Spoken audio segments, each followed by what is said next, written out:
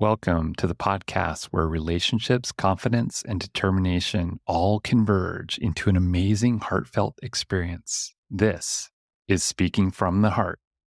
Welcome back to part 2 of episode 52 of Speaking from the Heart. And now, if you missed the first part, I'm going to encourage you to stop playing this part and go back and listen to part 1 before you ever do anything else with this episode, because it's going to make a big difference in how this whole conversation that we even had in part 1 shapes into part 2. But to recap, Brianne DiDino was my guest, and she's the owner and founder of Beyond Grounded. Her years as a medical laboratory scientist helped enhance her troubleshooting abilities. However, adversities throughout her life propelled her forward, learning more about compassion, connectedness, and powerful purpose. Brianne embraces being highly intuitive and loves highlighting this gift within others. Her passion of being an intuitive life coach, author, and also speaker came alive after the many years of those hardships. During these times, she's learned the importance of how your painful moments become your best friend and guiding light. She firmly believes that understanding their influence and value in your life gives the power to create the future you dream about. By using her coaching along with other proven methods, she's helped to empower individuals explore and transform experience-based beliefs to create a more authentic, fulfilling life. Now, in part 2, we get into exactly what those things are that create that connection and allow us to just show up when it's necessary. But more than anything, it's about understanding what the highest form of achievement can be within all those experiences. Not only the courage, the reflection, the trust, and the empowerment, which those are all concepts that we talk about with her practice in this episode, but really it's about the energy that we assign to those things. That is what makes it whether we stay in that moment or we move out of it. And I have to say that when I got done with this, it was something that I was so emotional about that you even hear towards the very end what this has been all about for me and how it's even opened my eyes to what the future even holds for this life coach that's working with other people. But with that, let's turn to the exciting conclusion of part 2 of my interview. Let's go to the episode.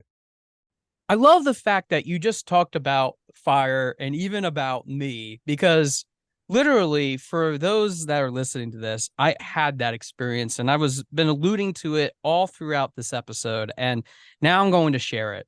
And Brianne had me walk through this exercise of somebody that has been really a force that has been alongside me all this time. And it was so revealing to me. I have to be honest, I had to wipe the tears off my eyes and compose myself, which was very hard to do before I even started this again, because I really wanted to make sure that I knew who was really in my corner. Brianne, with you saying about fire and about that importance of having that connection, especially if you're talking about your friend and Joe as being big influencers, have you seen that in your clients when it comes to working with them to be able to kind of expose themselves? And I really hate to say that because of what the example you brought up earlier about was, Yeah. but have they been able to really open up to you about what you have been able to see in them and what they were then able to discover about themselves? And if so, can you give us at least one story about that? Because I'm really curious now, especially after what I've been through with you, just meeting you and having this, somebody I completely don't know. It was really eye-opening to me. Absolutely. I have so many stories because there's a common thread between a lot of my clients and me. And they're usually the ones who have been hurt really, really bad. And they have the brick, concrete, titanium wall. And they're very analytical. They're very earth dominant in their analytics. From when I start with them to where life takes them, they always say to me, I don't know what it was about you. It just happened that I felt like I could trust you. And they're like, and I don't normally do that. And I just smile because I also understand how that feels, right? So I know what they need and takes to help warm them up to open up to that space. They also tell me that they always feel like I never judge them no matter what they say to me or tell me. And again, it's because of my own life experiences that there is nothing to judge on other than the fact that that's an important factor to who they are. So because I value what they've been through and I value what they're expressing to me, and I can actually help them see, like much like you and I had that experience together where I could take you into that space to see why that is so powerful to who you are and the purpose of you. For instance, one of my closest of close, she was so guarded, highly driven, highly successful in business. And we worked through a lot of intimate things about her relationship with her immediate family and perspectives. And she could say just about anything. And I would sit there, and she said that one thing she loved about me, and she never wants me to give up, is usually when I work with somebody, if you really watch my face, I have a tendency of listening. And then I turn my face this side and I go, how about we chew on this a minute? And she goes, I always have a tactic of bringing a food for thought that kind of like supports what was told to me, but also encourages a slight different spin on it, like being able to see something through someone else's eyes. Okay. I was able to help give her perspective about where the other person possibly stood whenever that moment happened that was painful, and put herself in their shoes a minute. And that way she could take accountability for her actions within it. Then she could take accountability for the energy that she invested into that. And was her energy a fire of negative into it? Was her energy a fire of understanding? It doesn't take away from accountability to the person, but it also puts back the accountability to you and the power to you of what you add to it. That's really where your karma and what you experience lives. It's not necessarily in the players in our life. They're there to serve a purpose, to kind of mirror to us something that we need to look at deeper. From where she and I started, and we worked through this process, and she's very close to me. She's a very good friend of mine even today. She always says I was her mentor. I was her open heart spiritual guru mentor. And I just kind of like laugh because I'm like, oh, honey, you had the answers inside yourself. I was just here to morally support you and love you. But she now has the capacity to open her heart up and receive love instead of doubting and questioning it all the time, whether it's genuine or not. And her relationships with her immediate family is very different because she now understands the role she played within that. So that's a really impactful. It's like there's only so much I could describe because I believe in keeping things secure and safe for people. Another good friend of mine has the same thing, single her whole life. And it was a factor of the influence of men in her life. And here she is years down the road, and she's realizing that she really wants to have a best friend and partner in life. And that because her and I took time and I listened, I didn't push her. That's another thing is I believe that everybody, their soul is on a certain path and on a learning curve. So I'm not expecting, everybody's individuality and stuff is so different. I'm not expecting results out the gate. Some people catch on like wildfire and it's like instantaneous change. That's when the bonfires are going and we're singing and we're dancing. And then there's other ones that have a lot more earth involved and they're more slow, methodical in the way that they need to approach things. But they've all come to the same conclusion for their own authentic and fulfilling life because they were willing to go there for themselves.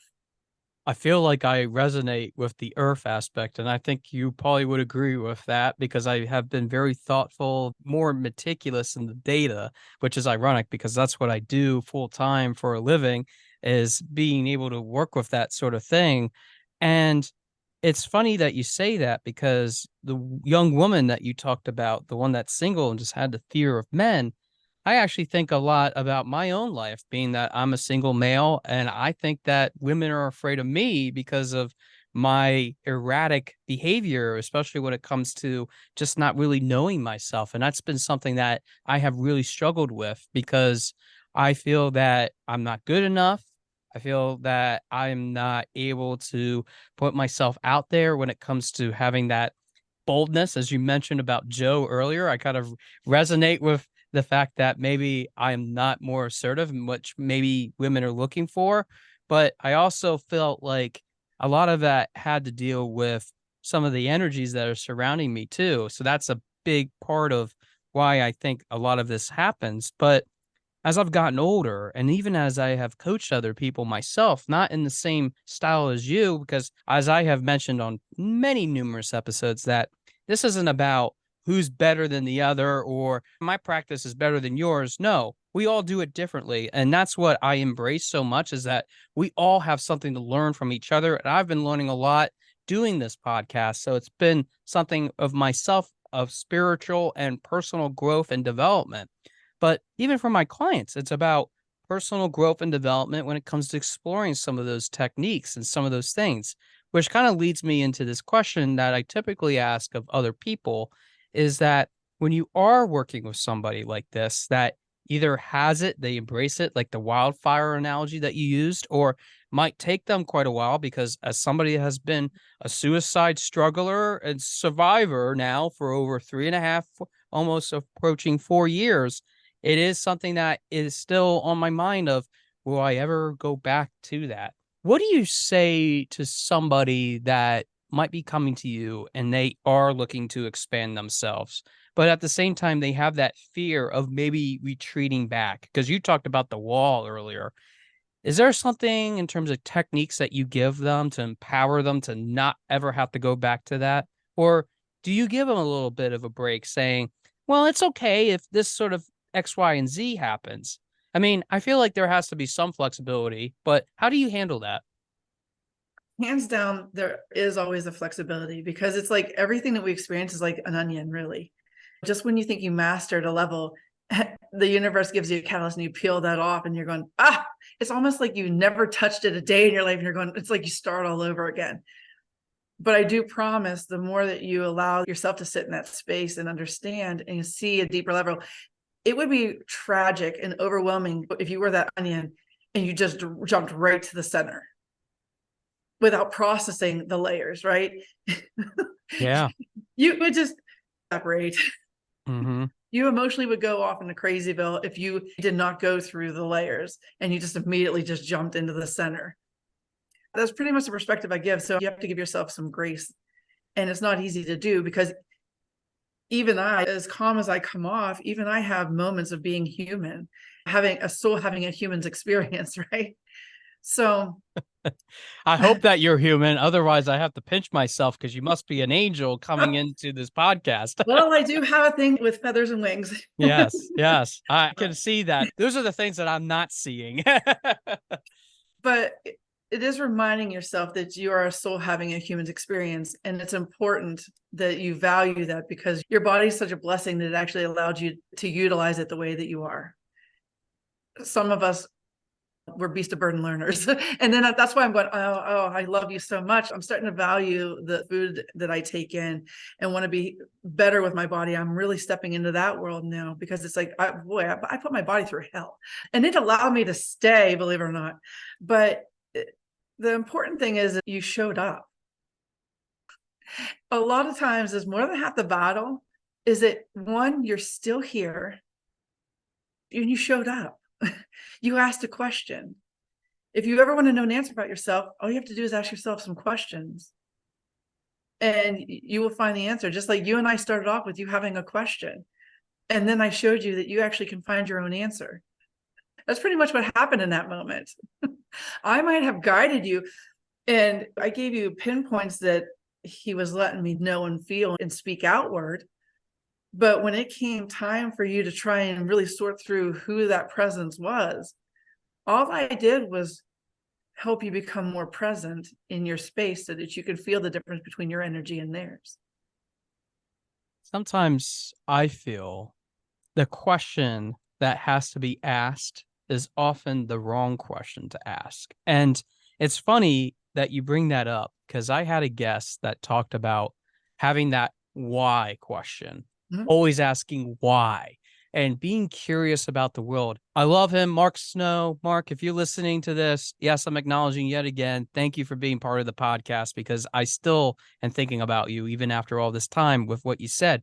He's from Australia, and he has lived that sort of life in which he has talked about his travels to get to where he is with having that intentional curiosity.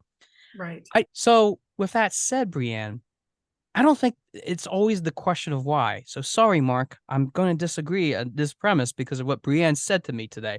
I mean, it can be a question of why, and don't get me wrong, maybe for some clients that you work with, and I know for some of my clients I work with, it isn't necessarily the question of why.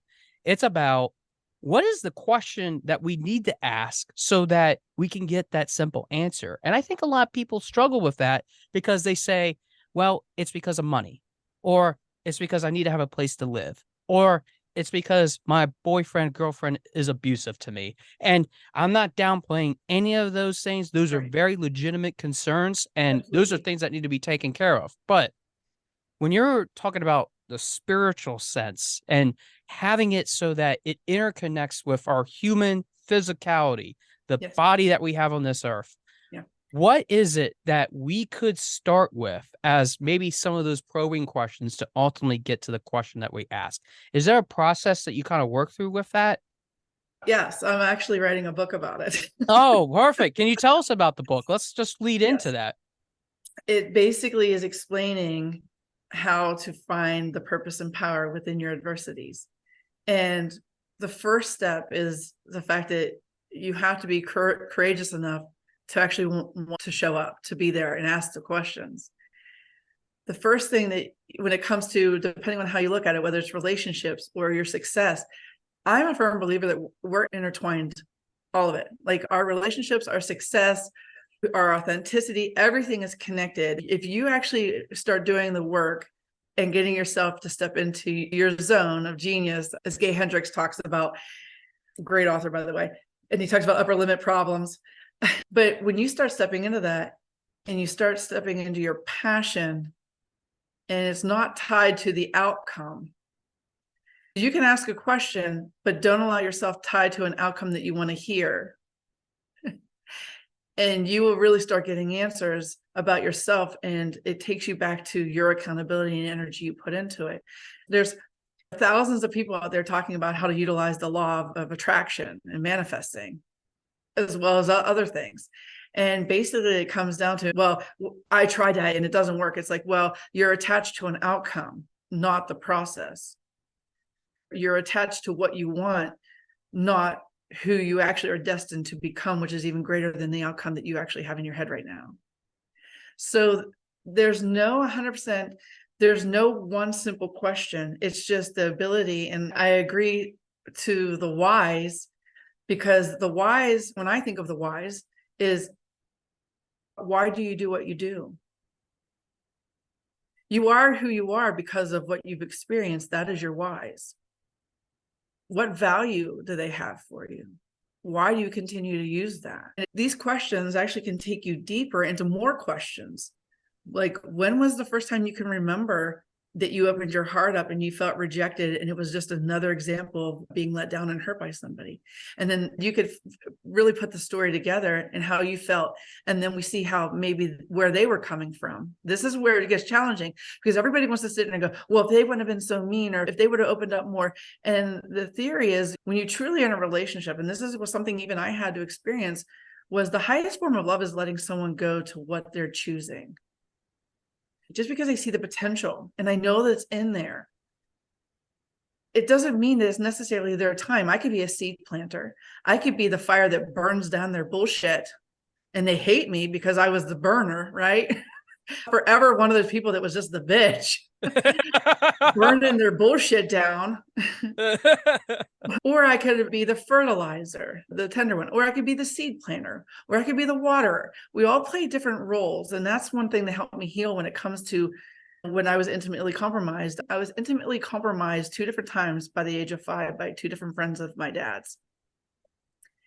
And one of the things that stuck out to me, because I was debating hard with the Universal team about, okay, you want me to forgive, and it's not a forgiving, it's an acknowledgement that when you look at the difference between your life and theirs, they clearly did not have someone who was planting seeds. My mother was with me. They didn't have an example. It was very hard for them to understand that the society says it was wrong. But if they had, like most people that do bad, and I'm a testament to this. Like I said, I was Attila the Hun. I'm pretty sure I was Vlad the Impaler in my past life. I was very, very vicious at keeping people away. And if you really wanted to fringe upon it, it was painful. But even though I knew that that wasn't right and that wasn't nice, there wasn't anything about me that really could contradict why I would stop doing that. For instance, me being intimately compromised on certain levels, I could go my whole life going, all of humanity is like that. And all of my relationships are failing, right? All of them were failing. So, of course, all of humanity is bad. I've known people that have made that choice too. Right? Yes. Yep. It's easy to do when you're self-preserving, right? It's so easy to do. And there's no way to contradict that. But one of the things I'm blessed with was the challenging and checking of my reality that people who hurt have been hurt. And sometimes when I hurt somebody, usually it could be less or more than what I was hurt, depending on what we all free will choose. Okay. But if all I understand is that standard is a reality, there's not much that can change the reality. So then I come to the conclusion and understanding, because I sat in the abyss, I sat in the shadow to do some work, and I compared my life to the potential of what if. I don't know other than an energy read. I don't know for fact their life story, but in comparison and comparing what they were energetically when that happened when I was little, and what I had in my mother was the seed planter, nurturer, waterer, fertilizer for me to question what was real and what wasn't. I would have gone my whole life.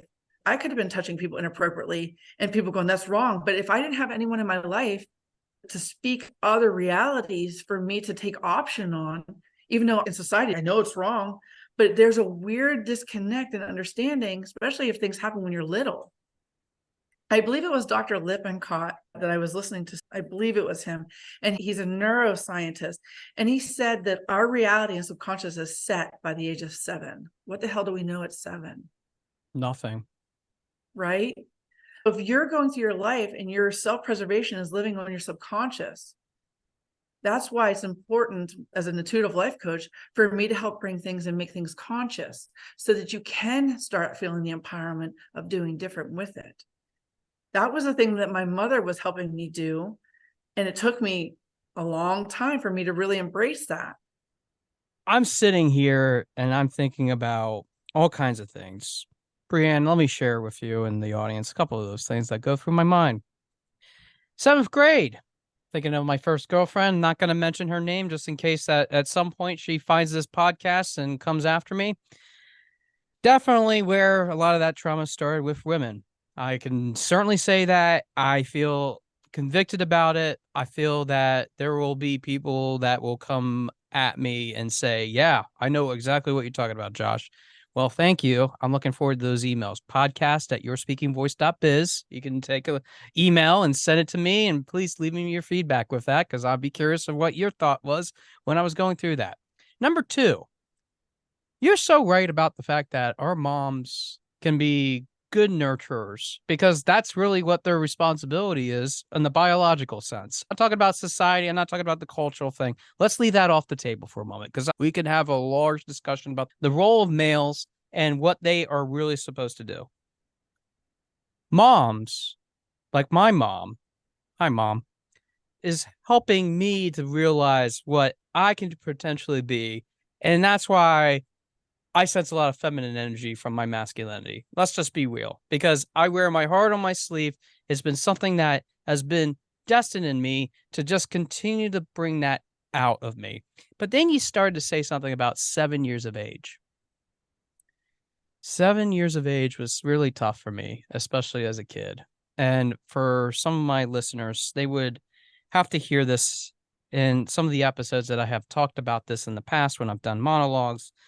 And I might even talk about some more of this even after this episode. But, Brianne, I think the biggest thing that I've learned, even just from this conversation so far, which we're almost at the end of our time, and I still want to ask you one more thing, is I feel that we are always trying to find what that alignment is. It's almost as if you're telling the stars, okay, what zodiac sign is going to line up tonight? And you're looking up and you're trying to figure out where that alignment is. And you're trying to balance it. And there's moods and there's That's personalities. astrology for you. Yeah, that's good astrology for you. Yes.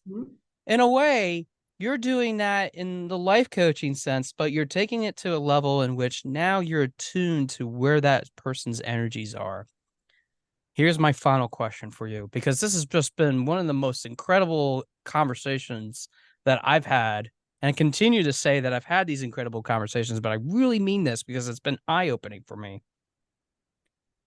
With all these things that are happening, not only with your clients, but yourself, Joe, your husband, even the friends that have come and surrounded you, do you ever feel that maybe at some point you're never going to have that answer to say to someone, yeah, this is what it is that you need to do? Because sometimes I feel that we struggle with those answers. We try to figure out what we need to do to really answer that question for ourselves and even for others. But sometimes we might not have that answer because that 7-year-old kid, he's still in me. I'm still trying to figure out what that answer is. And yes, I could work with you and flush that out, but I feel like there's a lot more to what I have to do as the work, right? So for someone that is really serious about taking this on, what is the one thing that you would recommend somebody doing to get ready for that experience? Because I feel like coming into it cold turkey, like you said with the onion, but going right to the center, you're going to disintegrate. You're going to turn into liquid. It's not healthy. So what would you say is something that we need to be prepared for that sort of conversation? Can you lead in that to close us out with that question? Absolutely. One of the most important things I would ever prepare for somebody for is don't focus on what you think the outcome should be, because you may not have the answer right now, but the answer is going to show up. And all you have to do is start talking to your universal team and saying, please show it to me like a neon light. Make it blare in my ears like a foghorn. Please don't let me miss that train for the probably 100th lifetime. But really the big thing is, from my own experience, even whenever I started doing Beyond Grounded, and I started playing with that around 2019, 2020, and I could say a lot of things. I could say, well, I had swelling on the brain from my tumor that I didn't know of, and all this wasn't connecting, and I was frustrated. I was really hypercritical of myself, and I just felt like, why is this on my heart when it didn't feel like it was ever going to pan out? And I ended up having my brain tumor and having such a scallop of healing. And that, hands down, I would live through everything I've ever experienced 100-fold all over again. The good, the bad, the beautiful, the ugly.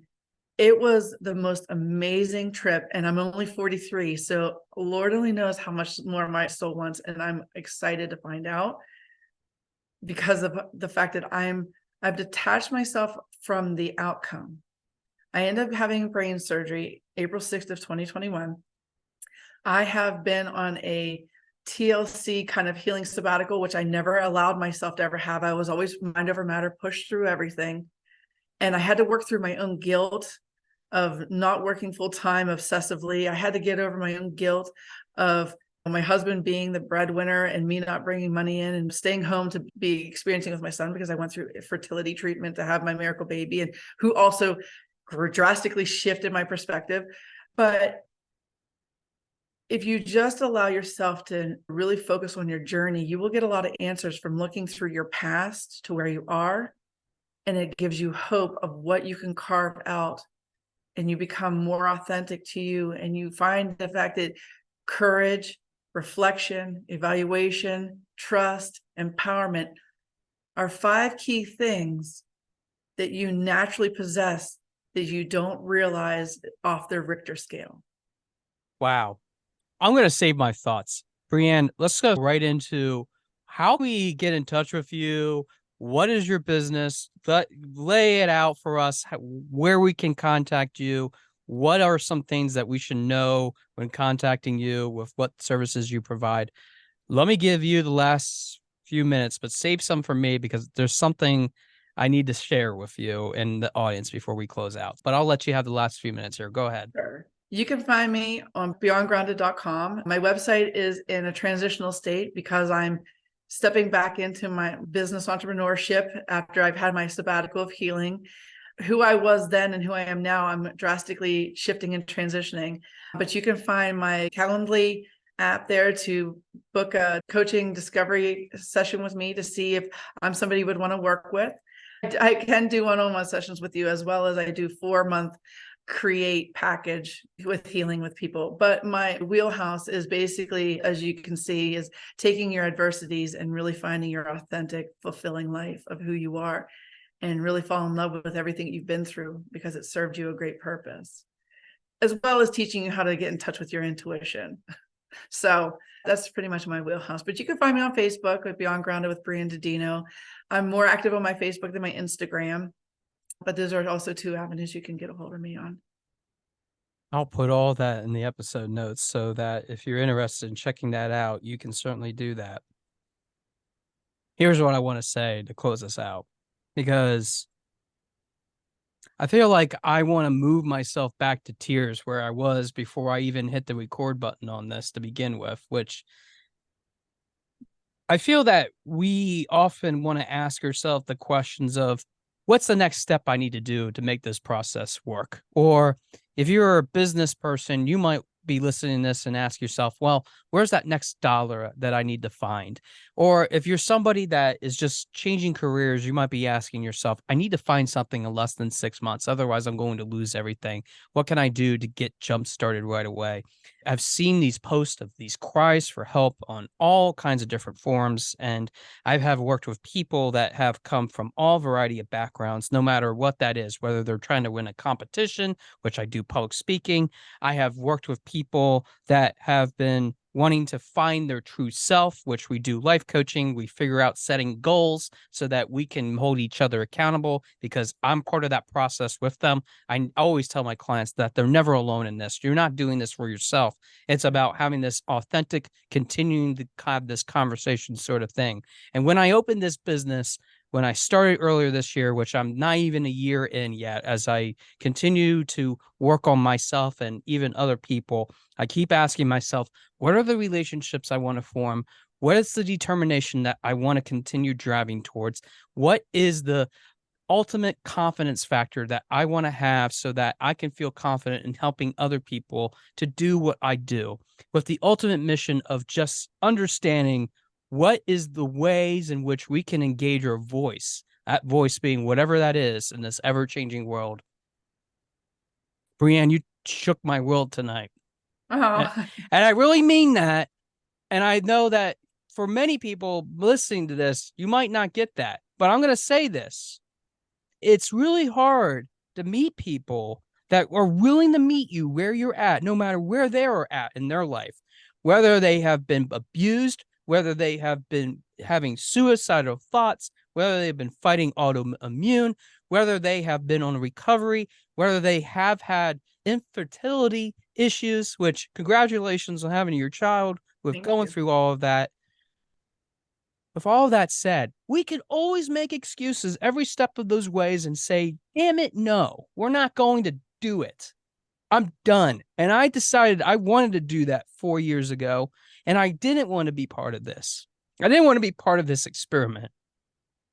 So for you to say what you're saying tonight is not only emboldening for many people that need to hear it, which I continue to say is what this whole thing has been about, this grand experiment I've been doing with just trying to get people to realize that they have what it takes. Yeah. You're living it, and you're doing it by example, and you're not only shedding those walls that I have had and I continue to work on, but the sheer fact that you, madam, continue to help people despite what all those differences are, that makes you speak from the heart. So for that reason alone, thank you. Continue to do what you're doing, because we need authentic people in this world. We need people that are willing to continue to do that, where that is being lost. It is simply the truth. It is being lost, and it needs to be something that if we can continue to drive into that direction, if we can continue to say to ourselves that I'm a living piece of work that can continue to be worked on, this is going to work. So for that reason alone, thank you. And don't ever give up. Stay grounded, because you are really doing that. So thank you again. This has been an awesome conversation with you. Oh, thank you, darling. But what I want to kind of add there when you're saying the word lost, that people are lost, they're actually on the most wild, amazing journey. They just don't know it yet till they meet someone like me. That is the journey that all of us need to continue being on. And it doesn't matter if you do feel that way, because I was relating to the audience when I said that, but you're absolutely right. It is about the wild adventure that we're on because we continue to make strides. And we, as Robert Frost would say, are going to go sometimes down that trodden path, but sometimes it's nice to go on the untrodden path and we Yes, cut those plants down ourselves so that we can see what's on the other side because it's a whole other view. absolutely. And you appreciate it because you did that. Absolutely. And I appreciate you for allowing me to do that with you. Thank you again, Brianne, for being on Speaking from the Heart. This was an amazing conversation. Thank you for having me. I appreciate you. And I flippy heart you. You and I have just started. Thank you again.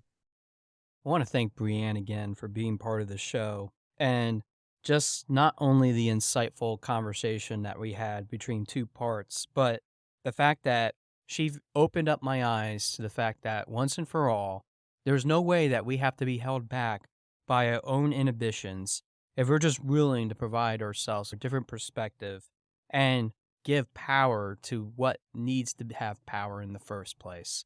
So I will be forever grateful, not just for the conversation that we had, but what she made me realize as really the true person that's been guiding me all along. And I want to share a story with you before I even get into what she talked about in this part.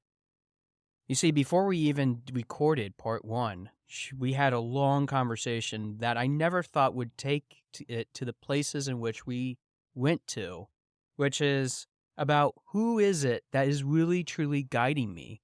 Who's actually pushing me to become the best version of myself? And I really had to think long and hard about it. And then I realized through some of the questions that she asked that the very person that I was looking to have that was really still around and still sensing their spiritual energy around was my step grandfather. I never really talked about him in many other of these episodes that we have done since this podcast has begun. And I want to talk about him for a little bit. His name was Bill Adams, and he was a Lutheran pastor that lived in the Selinsgrove, Pennsylvania area, which, to put this in perspective, is around the central part of Pennsylvania in the United States. You see, he was my step-grandfather because my original grandfather really disowned not only my dad, but also other parts of the family. And my grandmother on my dad's side realized that this would not be a good environment to raise anybody in. Bill was one of those people that really helped to shape who other people could be, not only through his words, but through his actions as well. And that's what really made a big difference for his life and for the lives of others. He served that for many, many, many years until he became a pastor emeritus, which at a Lutheran church that still exists today is something of quite character. And unfortunately, he passed away when I was a sophomore in college, which would put that in the year 2007. Those were some of the toughest moments of my life, knowing that he was gone and realizing, even as I visited his gravestone over the years, how much he truly made an impact, both not only in the physical sense, but in the spiritual sense. And I think that's what this is all about, is that Bill showed up. He always showed up when you least expected him to show up. And for a number of years, I lost sight of that. But during this conversation that ensued afterwards, when I was just completely broken of the fact that that was something that I was missing in a large part of my life, Brianne really talked about the fact that power is where we provide it. It also allows us to have love when we allow it to happen as well. And I think that that love that Bill showed to me, my own grandfather, even though he didn't have to because he was my step-grandfather to begin with, really exemplifies the fact of where he has come from and what he has been able to do to really shape and form the person that I am today. Because that's really what this is about. It's about having that flexibility. It's about being willing to create that engagement with other people, sometimes when it's not easy to create that engagement to begin with. And I think that for many of us, trying to find that purpose, especially having that courage to do so, as we talked about extensively with this, is to really give yourself the credit when credit is due, to just show up. For the longest time in my life, I never really had that opportunity to show up, and even Brianne talked about some of those experiences in this part that really discussed the fact that it's just about showing up to the conversation. It's just showing up to the event that really makes the profound difference in many people's lives. And we don't have to be tied to that outcome that comes up as a result of that. We can go the distance. We can make something happen for ourselves that we never thought possible if we're just willing to just show up to it. We can't be tied to that outcome. Because really, when we're tied to it, whether it's negative or positive, it can outweigh its stay in our lives. It can become something of an asphyxiation, if you will. It's really about achieving the highest form of all the choices that we make in our lives. Love. And we have to love not just the people that are around us, but also the people that are not around us as well. Those are the people that make a comment on Facebook that is really negative. It's the people that want to start a conversation in Twitter and really rouse the base of whatever their political ideology is or whatever outcome that was supposed to happen in the first place. But when we remove all the toxicity and all the things that need to happen, it all comes down to just one basic principle: love. And I think that we have to focus on the question of what we need to feel when we have that ability to just love. When we detach ourselves from the outcome of whatever that is, we are becoming something that Maslow himself would have never thought possible when he talked about the hierarchy of needs. It goes beyond the self-actualization.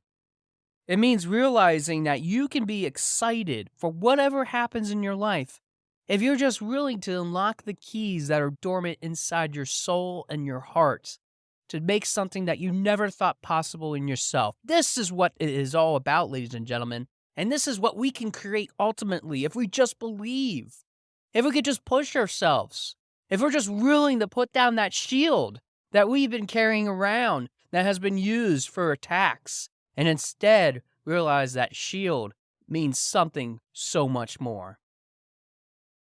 For those that don't know, I really admire Captain America, one of the original Marvel characters that essentially kicked off what Marvel's success has been in comic books turning into movie adaptations. In my very office, you will see when you walk in the variety of different Marvel characters that I admire, more particularly Captain America. But the biggest thing that I have above my couch is Captain America's shield. No, not the real one, a replica.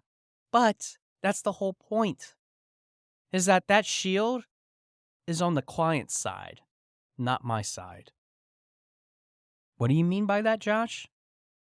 I mean this. That's my shield, but my shield is being used now by my clients. They need to have that ability to protect themselves when it's needed the most. But it goes beyond just protection. That's not what that symbol is all about. Even if you listen to even some of the movies in which feature that character, you talk about the fact that there's more than just the passion to protect and to serve. It's about being able to transcend all the inhibitions that are inside of you and genuinely care. That's why that shield is placed upon the seat in which my clients sit.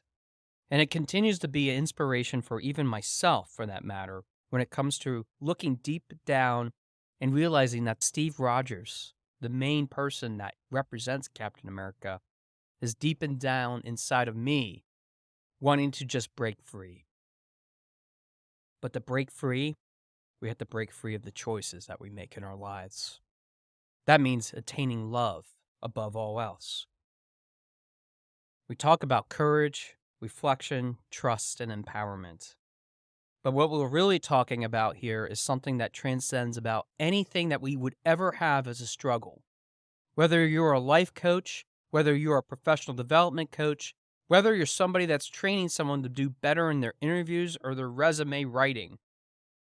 It's about finding that purpose deep down inside of yourself and realizing that you have what it takes. You have the voice to make this happen. And that it doesn't matter where your voice is. You have what it takes. And that's the key. That is something that, even thinking about it now, is something that can bring so much power to our lives, no matter where you're at, no matter what kind of accountability there is. It's about looking deep down and saying that you are worthy. You have the flexibility. You can be encouraged. But it's all about showing up. Because even with all the things that we even erect as barriers, which we talked about in part 1, it's about realizing that you can make a substantial difference in someone's life. Brianne was one of those guests that has made a substantial influence in my life. Just like other people in my life have made that substantial influence, even through this very podcast. But for you, you have to make that substantial influence yourself.